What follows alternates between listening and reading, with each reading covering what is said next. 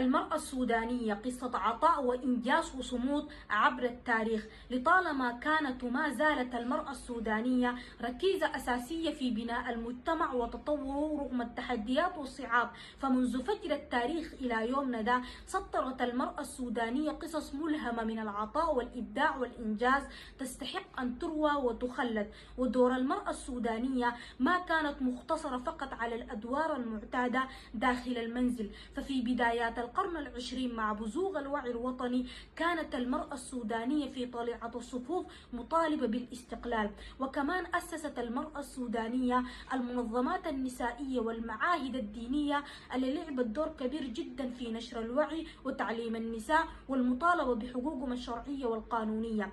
أما بالنسبة للتعليم والثقافة فالمرأة السودانية منارة للمعرفة والإبداع، وبذلت جهود جبارة لكسر حواجز الأمية والوصول إلى المعرفة. واليوم تشهد الجامعات والمعاهد أعداد متزايدة من الطالبات المتفوقات في مختلف المجالات. وفي الثقافة أبدعت المرأة السودانية في الأدب والشعر والرواية، ومن الأسماء اللامعة في المجال ده ملكة الدار محمد عبد الله. أما بالنسبة للصناعة فاختراعات المرأة السودانية تخطت حدود الوطن، وإبداعاتها وصلت الأسواق العالمية زي العطور السودانية بأنواع المختلفة ومنتجات الجمال الأخرى اللي عليها الطلب حتى من خارج حدود الوطن، وتصميمات الثياب السودانية. واليوم رائدات الأعمال السودانيات بيقتحمن مجالات جديدة وبيحقق النجاحات ملحوظة، وده دليل إنه المرأة السودانية بتلعب دور فعال في تنمية الاقتصاد.